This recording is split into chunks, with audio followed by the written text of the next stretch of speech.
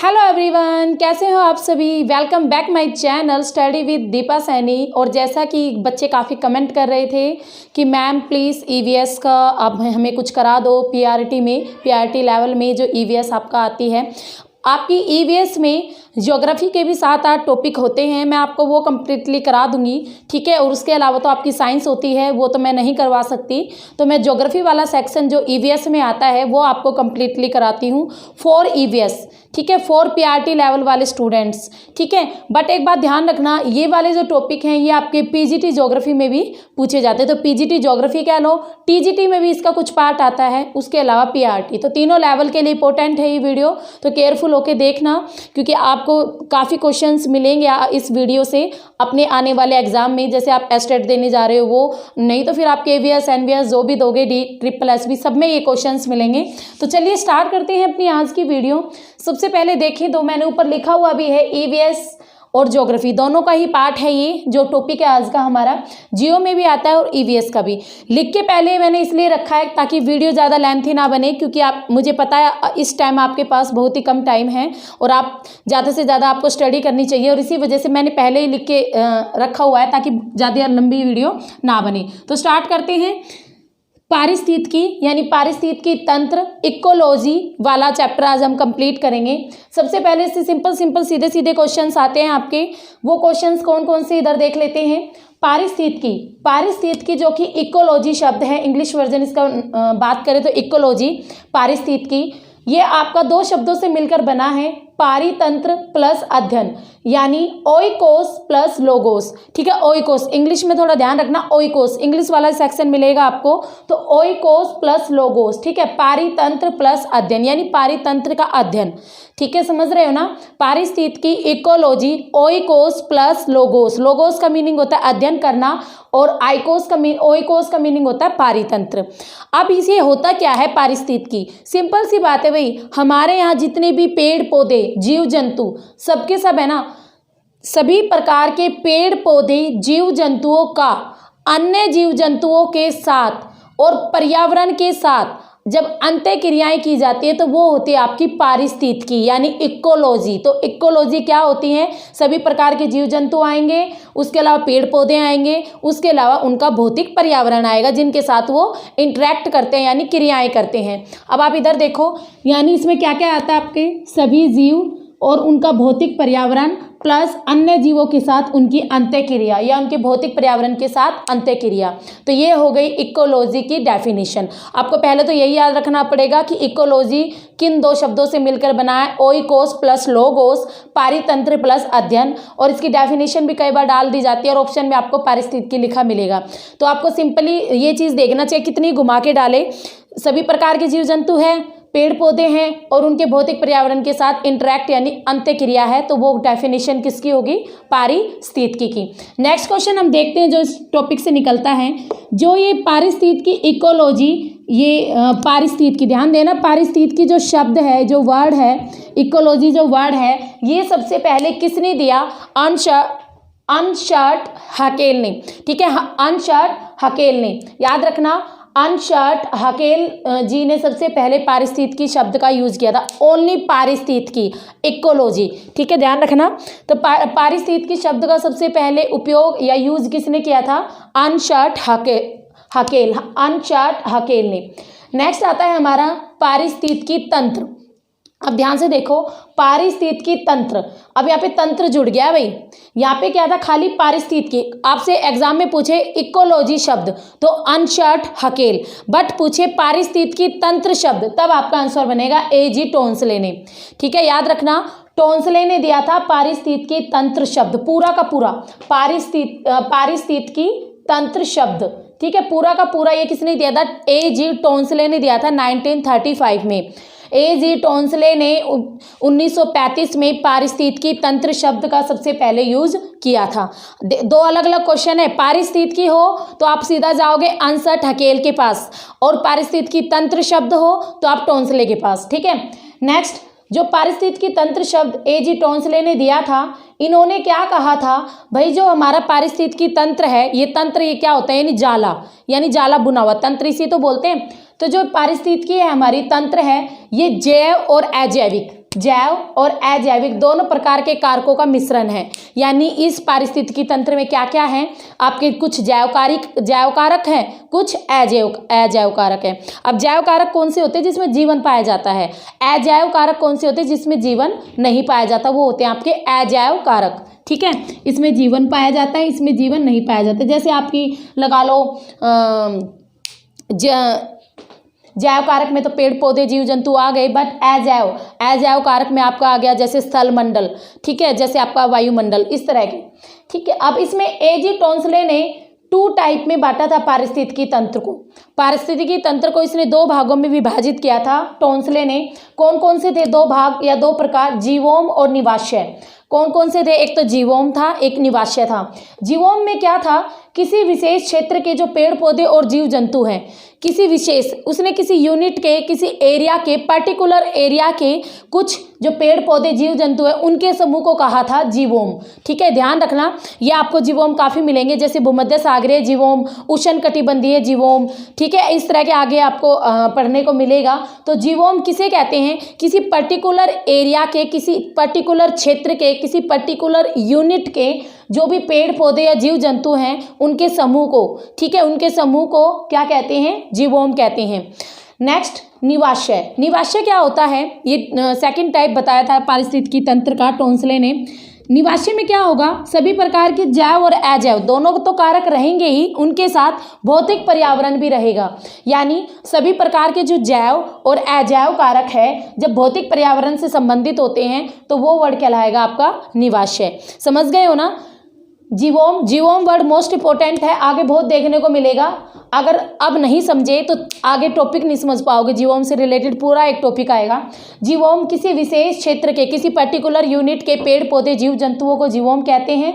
निवाश्य किसे कहेंगे, भौतिक पर्यावरण से संबंधित होगा, जैव और अजैव दोनों ही कारक इसमें सम्मिलित होते हैं, तो ये होगा आपका निवाश्य। उसके अलावा पारिस्थितिकी तंत्र में ऊर्जा का ये माना गया, पारिस्थितिकी तंत्र में अगर ऊर्जा की बात की जाए, आपको पता है पेड़ पौधों को ऊर्जा तो चाहिए तभी तो खाना बनाएंगे ना, तो पारिस्थितिकी तंत्र में ऊर्जा का प्रथम स्रोत की बात की जाए तो सौर विकिरण को माना जाता है। सौर विकिरण यानी सूर्य से आने वाली किरणें, ठीक है, सूर्य से जो आने वाला प्रकाश है, जो तापमान है, जो किरणें हैं, उसे ही कहते हैं जीओ में सौर विकिरण, इंग्लिश में कहते हैं सोलर रेडिएशन।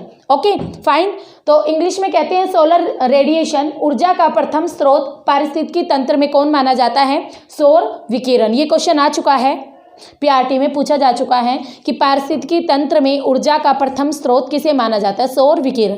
तो यहाँ तक आपको आई थिंक क्लियर हो गया होगा। इस पारिस्थितिकी शब्द किसने दिया, पारिस्थितिकी तंत्र शब्द किसने दिया, कब दिया, और टोंसले ने पारिस्थितिकी तंत्र को कैसे डिस्क्राइब किया। उसके अलावा इसने कौन से 2 टाइप बताए पारिस्थितिकी तंत्र के, टोंसले ने, आपके जीवोम और निवाश्य। नेक्स्ट अब इसमें आता है पारिस्थितिकी तंत्र के संगठक। मोस्ट इंपॉर्टेंट, एग्जाम में बहुत पूछा जाता है पारिस्थितिकी तंत्र के संगठक।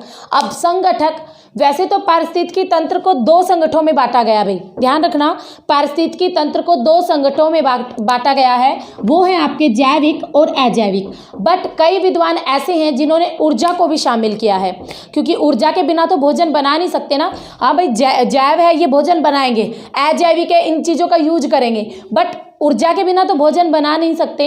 तो कुछ विद्वानों ने ऊर्जा को तीसरा संगठक माना है। तो ध्यान रखना, अगर एग्जाम में पूछे कि पारिस्थितिकी तंत्र में तीसरा संगठक किसे माना गया है, तो ऊर्जा को। किसे, ऊर्जा को। तो पहले 2 कौन से हैं, जैविक और अजैविक। अब पढ़ते हैं जैविक और अजैविक।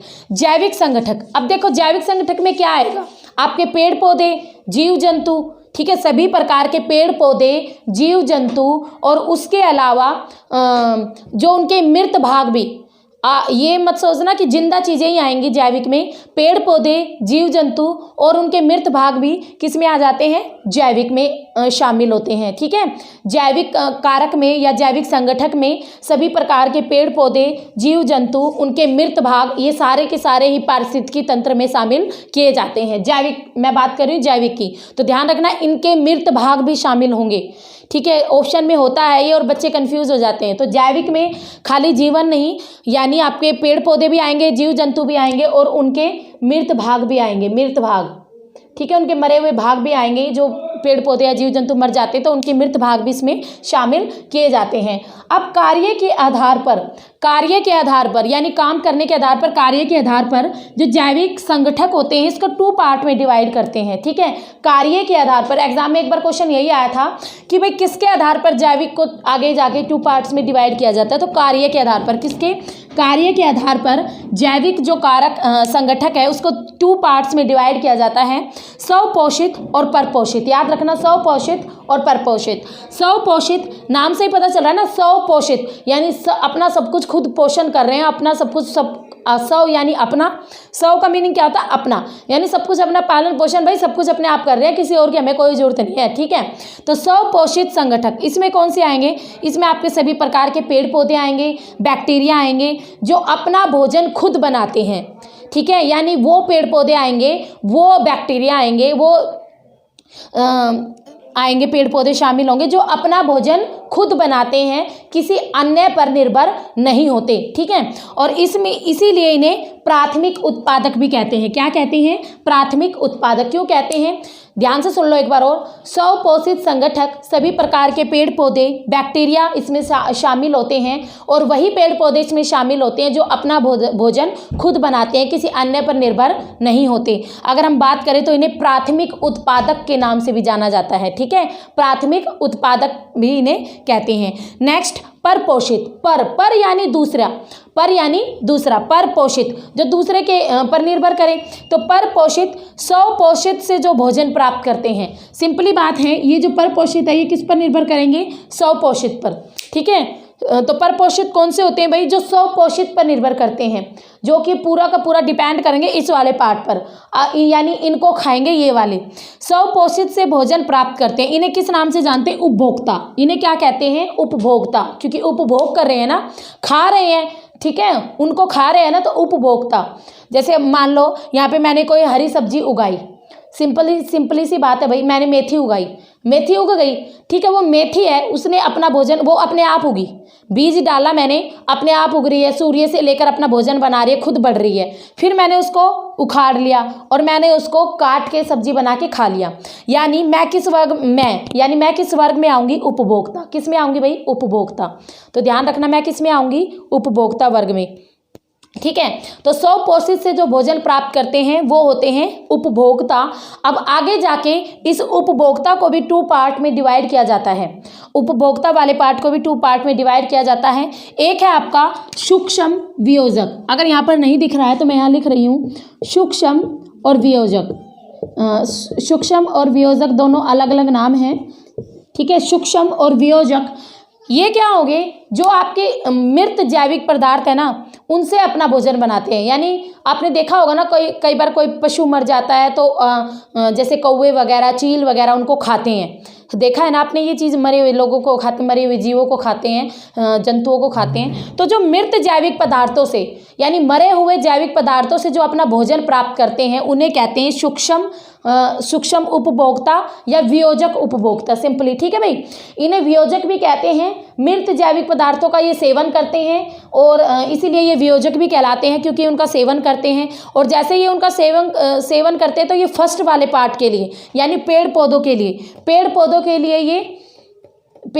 लिए ये बेस का काम भी करते हैं। सिंपल सी बात है भाई, इन्होंने उसको खा लिया और फिर जब ये अपना मल त्याग करेंगे तो उसके जरिए वो चीज़ बाहर आई और मिट्टी बन गई। यानी इनके लिए फर्स्ट वाले पार्ट के लिए क्या हो गया? बेस बन गया।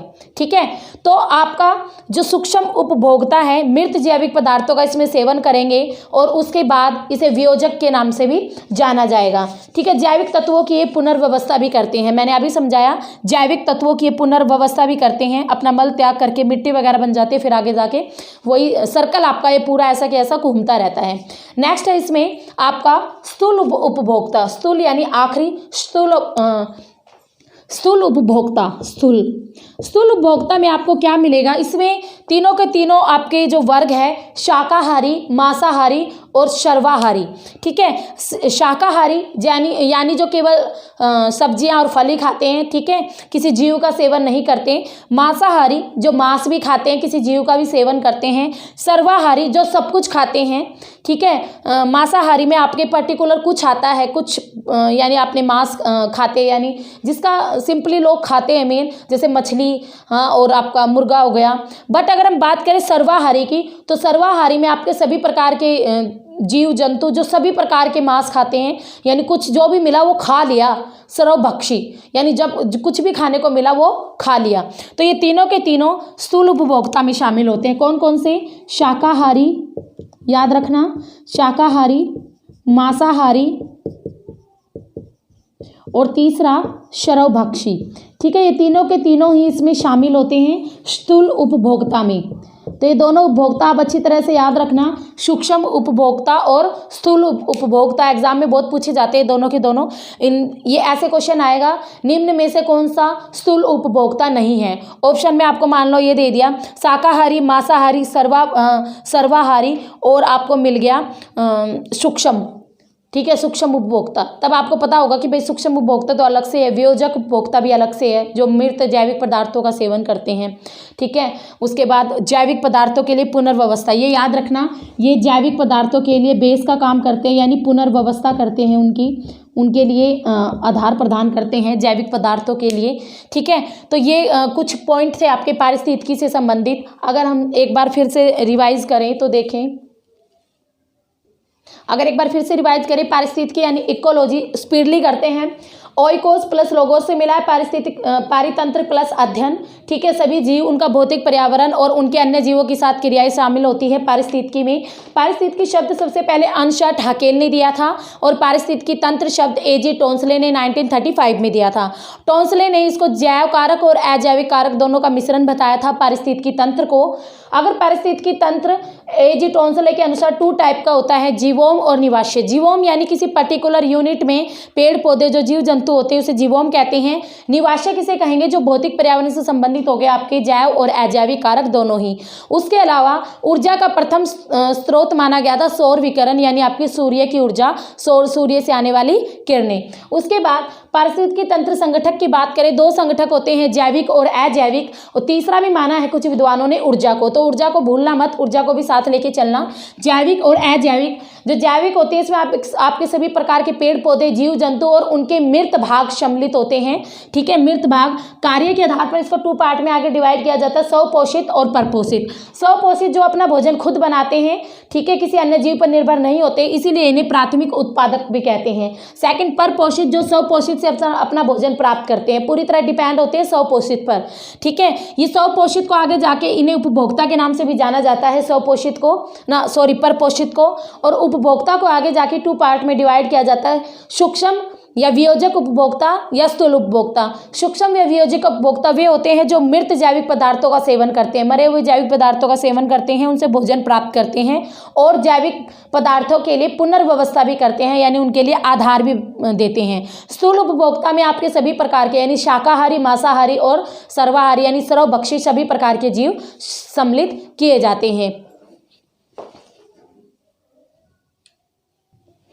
नेक्स्ट अब हम इसमें करेंगे फंक्शन ऑफ इकोलॉजी, यानी जो इकोलॉजी है, जो आपकी पारिस्थितिकी है, उसके कार्य। ठीक है, उसकी कार्यशीलता कि कैसे काम करता है पारिस्थितिकी तंत्र, वो समझेंगे। ध्यान से देखना, एग्जाम में पूछा जाता है फंक्शन ऑफ इकोलॉजी यानी पारिस्थितिकी तंत्र की कार्यशीलता। इसमें 3 चीजें होती हैं। एक तो होता है ऊर्जा प्रवाह, यानी ऊर्जा का काम होता है। दूसरा होता है उत्पादकता कि क्या उत्पन्न हुआ। तीसरा होता है जैव भू रासायनिक चक्र। सबसे पहले हम पढ़ेंगे ऊर्जा प्रवाह के बारे में। तो ऊष्मा गतिकी के 2 नियम होते हैं फेमस, और ये 2 नियम आपके बिल्कुल एग्जैक्ट होते हैं, और इन 2 नियमों को ध्यान से समझना। ठीक है, ऊर्जा प्रवाह में इन दोनों नियमों का यूज होता है। ऊर्जा प्रवाह यानी हमने ऊर्जा का यूज करना है, कैसे करना वो भी समझेंगे। सबसे पहले आप नियम देखो, ऊष्मा गतिकी के 2 नियम होते हैं। नंबर 1, एक तो ऊष्मा का न तो निर्माण होता है और न ही क्षय, यानी जो ऊर्जा, ऊर्जा का ना तो कभी निर्माण होता है, न ही क्षय होता है। ठीक है, क्योंकि हमें ऊर्जा कहाँ से प्राप्त होती है? सौर विकिरण से। हमने अभी पढ़ा ना, ऊर्जा का सबसे प्रथम स्रोत क्या है? सौर विकिरण।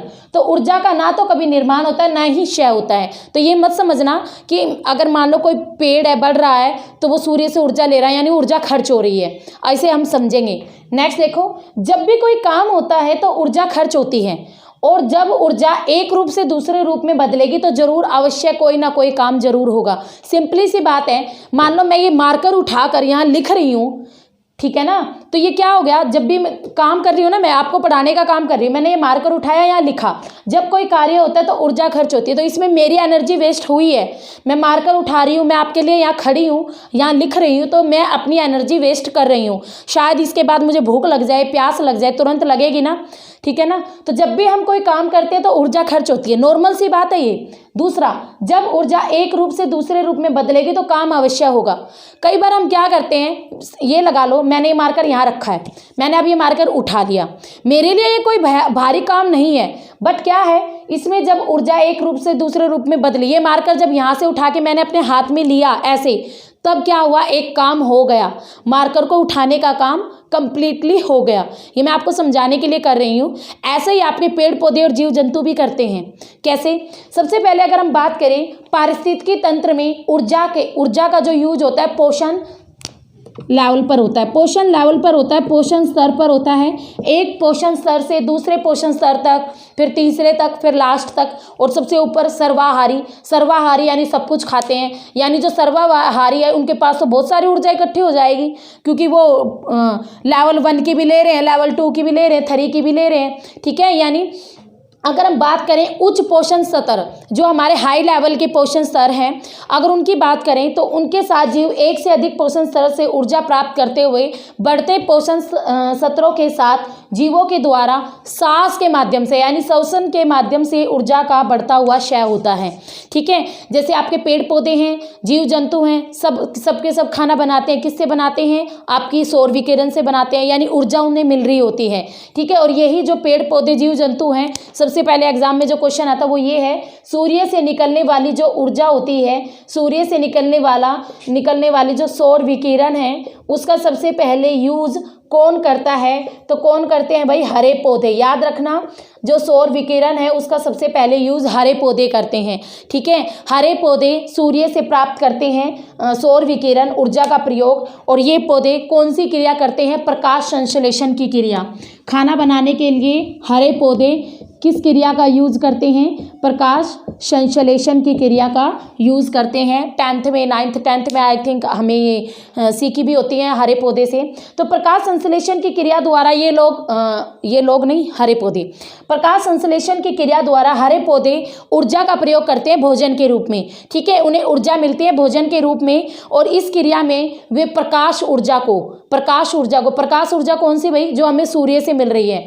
हरे पौधे प्रकाश संश्लेषण की क्रिया में प्रकाश ऊर्जा को रासायनिक ऊर्जा में परिवर्तित करते हैं। तो एग्जाम में ये क्वेश्चन बहुत पूछा जाता है, रिपीट होता है बार बार, इंपॉर्टेंट है।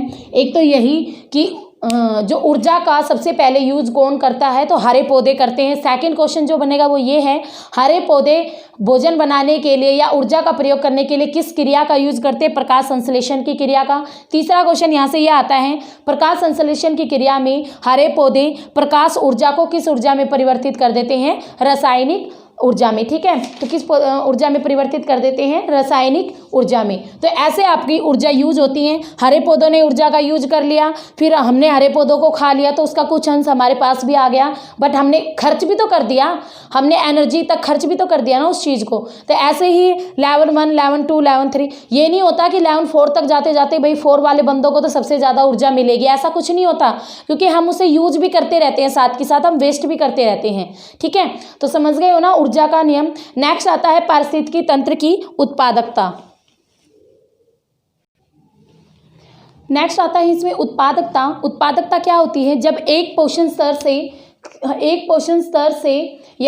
स्तर में स्वपोषित पौधों द्वारा, यानी जो अपना भोजन खुद बनाते हैं, ऐसे पौधों द्वारा प्रति इकाई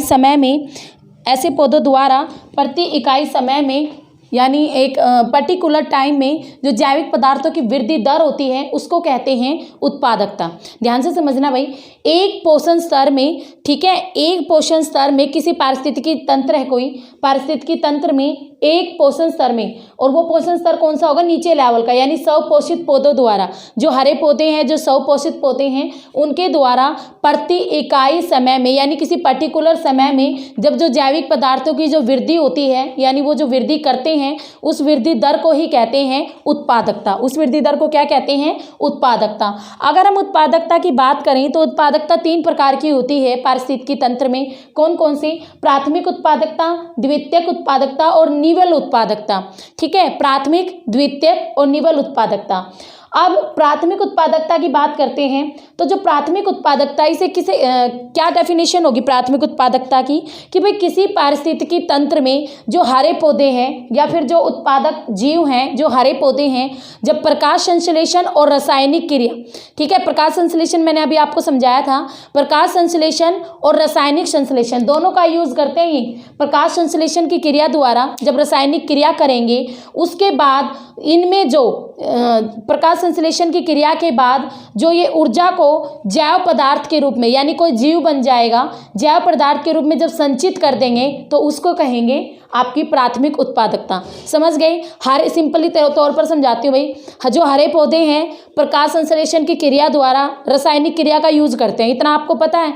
जब उस रासायनिक क्रिया के द्वारा वो किसी नए जीव का निर्माण करेंगे तो वो जो नया जीव बना है, उस जीव की वृद्धि दर को ही कहते हैं प्राथमिक उत्पादकता। समझ आ गया। प्राथमिक उत्पादकता आगे जाके 2 टाइप का होता है। एक होती है सकल प्राथमिक उत्पादकता, दूसरा होता है शुद्ध प्राथमिक उत्पादकता। ठीक है, सकल प्राथमिक उत्पादकता जब किसी पारिस्थितिकी तंत्र में किसी निश्चित अवधि में, यानी किसी निश्चित टाइम पीरियड में भाई शोषण के लिए प्रकाश संश्लेषण और रासायनिक संश्लेषण द्वारा की रासायनिक ऊर्जा की मात्रा को कहते हैं सकल प्राथमिक उत्पादकता। वही है सिंपल और सेम टू सेम आपका प्राथमिक उत्पादकता वाली ही डेफिनेशन है इसकी। किसी निश्चित टाइम पे सांस लेने के लिए जब प्रकाश संश्लेषण, हरे पौधे प्रकाश संश्लेषण और रासायनिक संश्लेषण द्वारा जो रासायनिक मात्रा करते हैं, जो रासायनिक ऊर्जा की मात्रा का यूज करते हैं, उसके द्वारा जो वृद्धि दर होती है उसे ही कहते हैं सकल प्राथमिक उत्पादकता। ग्रीष्म काल में ध्यान देना, गर्मियों में सकल प्राथमिक उत्पादकता अधिक होती है। क्यों अधिक होती है भाई गर्मियों में सकल प्राथमिक उत्पादकता? क्योंकि गर्मियों में सौर विकिरण यानी सूर्य की किरणें ज़्यादा प्राप्त होती है। इस वाले पार्ट को ठीक है ध्यान रखना। ग्रीष्म काल में सकल प्राथमिक उत्पादकता ज़्यादा होती है, इनमें जो वृद्धि दर है इसकी ज़्यादा होती है। क्यों ज़्यादा होती है? क्योंकि सूर्य की मात्रा भरपूर मात्रा में प्राप्त होती है। बट शीतकाल में कम प्राप्त होती है सकल प्राथमिक उत्पादकता, क्योंकि सर्दियों में धूप कम निकलती है। सीधा है। नेक्स्ट है शुद्ध प्राथमिक उत्पादकता। जैविक पदार्थों को संचित करने की दर है। ठीक है, जो आपके जैविक पदार्थ हैं उनको संचित करने की दर है शुद्ध प्राथमिक उत्पादकता। इसमें इसे किसी उपभोक्ता ने प्रयोग नहीं किया। ध्यान रखना, एग्जाम में क्वेश्चन आ सकता है ऐसी कौन सी प्राथमिक उत्पादकता है जो किसी उपभोक्ता के द्वारा यूज ना की गई हो। तो शुद्ध प्राथमिक उपभोक्ता जो उत्पादकता है वो किसी उपभोक्ता के द्वारा प्रयोग में नहीं लाई जाती। प्राथमिक उत्पादकताओं की वृद्धि दर को दर्शाती है। किसको दर्शाती है? जो हमारे प्राथमिक उत्पादकता वाले हैं उनकी वृद्धि दर को दिखाती है शुद्ध प्राथमिक उत्पादकता। ठीक है, इनकी वृद्धि दर को दिखाएगी शुद्ध प्राथमिक उत्पादकता। ये दिखाएगी रासायनिक ऊर्जा की मात्रा को, रासायनिक ऊर्जा की मात्रा को जो सौर विकिरण से प्राप्त की है उस मात्रा को। ये दिखाएगा बिल्कुल शुद्ध प्राथमिक उत्पादकता की दर को। जो ये प्राथमिक उत्पादकता थी ना यहाँ से प्राप्त हुई थी, इसकी शुद्ध प्राथमिक उत्पादकता को दर्शाती है। किसी उपभोक्ता के द्वारा इसका प्रयोग नहीं किया जाता। उसके अलावा कुछ एग्जाम में क्वेश्चन सीधे सीधे आते हैं जो स्थलीय है, यानी जो लैंड वाला पार्ट है, जो महासागरीय यानी जो जल वाला पार्ट है। स्थलीय और महासागरीय तंत्र की अगर औसत प्राथमिक उत्पादकता की बात करें, औसत यानी मिनिमम भी हो सकती है, मैक्सिमम ये एवरेज है। नेट प्राथमिक उत्पादकता कितनी है? तो स्थलीय की बात करें तो 669 यानी 669 ग्राम प्रति मीटर स्क्वायर प्रति वर्ष या प्रति ईयर। ठीक है, तो एक साल क्या है ये। और नेक्स्ट 155 ग्राम प्रति मीटर स्क्वायर प्रति ईयर। ये क्या है? स्थलीय और महासागरीय तंत्र की औसत नेट प्राथमिक उत्पादकता। अगर हम बात करें प्राथमिक उत्पादकता और सौर विकिरण, जो प्राथमिक उत्पादकता है, जो सौर विकिरण है, इन दोनों के बीच धनात्मक संबंध होता है, यानी पॉजिटिव रिलेशन होता है इन दोनों के बीच। कैसे भाई? जितनी ज़्यादा अगर हमें प्राथमिक उत्पादकता प्राप्त करनी है तो सौर विकिरण का होना ज़रूरी है। क्योंकि मैंने आपको सबसे पहले ही जब लेक्चर स्टार्ट हुआ था मैंने एक चीज़ बताई थी कि भाई ऊर्जा का प्रथम स्रोत है और ऊर्जा जो पौधे यूज करते हैं, ऊर्जा का प्रथम स्रोत क्या है? सौर विकिरण। ठीक है, तो प्राथमिक उत्पादकता और सौर विकिरण में पॉजिटिव रिलेशन पाया जाता है। जितना ज़्यादा हमें सौर विकिरण प्राप्त होगा उतनी ही ज़्यादा प्राथमिक उत्पादकता हमें मिल जाएगी। तो ये थी आपकी प्राथमिक उत्पादकता। नेक्स्ट टाइप ऑफ द्वितीयक उत्पादकता। द्वितीयक उत्पादकता से आपको ज़्यादा कुछ नहीं करना। इसमें क्या आएगा? इसमें आपके पौधे तो आएंगे ही, उसके साथ पोषण स्तर सेकंड, थर्ड एंड फोर्थ, ये चारों के चारों पोषण लेवल इसमें सम्मिलित होते हैं द्वितीयक उत्पादकता में। ठीक है, शाकाहारी, मांसाहारी और सर्वाहारी, ये सारे के सारे इसमें कंप्लीटली शामिल किए जाते हैं द्वितीयक उत्पादकता में। निविल उत्पादकता। निविल उत्पादकता यानी आपका संपूर्ण पारिस्थितिकी तंत्र, यानी पूरी टोटली कुल उत्पादकता जितनी भी है, कुल उत्पादकता, उसके अलावा आपके सभी प्रकार के पेड़ पौधे और सभी प्रकार के जीव जंतु इसमें सम्मिलित होते हैं कि इसमें निविल उत्पादकता में। तो ये थी आपकी प्राथमिक उत्पादकता। इसके 2 टाइप थे, सकल प्राथमिक उत्पादकता और शुद्ध प्राथमिक उत्पादकता। उसके अलावा ये मैंने स्थलीय और महासागरों की आपको नेट औसत प्राथमिक उत्पादकता बताई है, और सौर विकिरण और इन दोनों के बीच पॉजिटिव रिलेशन होता है, इस चीज़ को ध्यान रखना। द्वितीयक उत्पादकता में आपके लेवल आ जाएंगे 4 के 4 पोषण लेवल। ठीक है, आपका शाकाहारी, मांसाहारी और सर्वाहारी सब कुछ। और निविल उत्पादकता यानी पूरा का पूरा पारिस्थितिकी तंत्र, सभी प्रकार के पेड़ पौधे और सभी प्रकार के जीव जंतु सब कुछ सम्मिलित इसमें हो जाता है। ठीक है, नेक्स्ट अगर इसमें हमारा थोड़ा सा रहता है भू रासायनिक चक्र, जैव भू रासायनिक चक्र, ये वाला, ये चक्र कुछ भी नहीं है, बहुत ईजी है भाई। सिंपली तौर पर जैव भू रासायनिक चक्र क्या होता है? यानी पारिस्थितिकी तंत्र में, जो हमारा पारिस्थितिकी तंत्र है, पारिस्थितिकी तंत्र में क्या होता है? सभी प्रकार के जो रासायनिक तत्व होते हैं, जो आपके पेड़ पौधे जीव जंतु सब कुछ सम्मिलित कर रहे हैं, सभी प्रकार के जो रासायनिक तत्व होते हैं वो जैव मंडल में पर्यावरण से जीवों और जीवों से फिर वापस पर्यावरण में। ठीक है, समझ रहे हो ना? जैव मंडल से जीव से फिर दोबारा से क्रिया करते हुए और आखिर में फिर दोबारा पर्यावरण में मिल जाते हैं। एग्जाम्पल के तौर पर समझाती हूँ। देखो भाई, कोई चट्टान है, कोई चट्टान टूट के क्या बनी? मिट्टी। टूट के क्या बनी? मिट्टी। चट्टान का टुकड़ा था, टूट के बन गया मिट्टी। मिट्टी के बाद ये इस मिट्टी में क्या उगे? पौधे। मिट्टी में क्या उगे? पौधे, यानी हरे पौधे, यानी वनस्पति बन गए। ये वनस्पति फिर हमने यूज़ की तो हमारी किस में आ गई? आहार श्रृंखला में आ गई।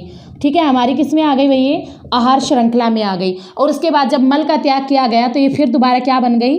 मिट्टी बन गई। फिर दोबारा ये क्या बन गई? मिट्टी बन गई। और मिट्टी से फिर दोबारा क्या बन जाती हैं? चट्टान बन जाती है। जब मिट्टी के कण आपस में जुड़ जाते हैं, रॉक्स वाला पार्ट देखना, आप इजीली समझ जाओगे मिट्टी से चट्टान कैसे बनती है।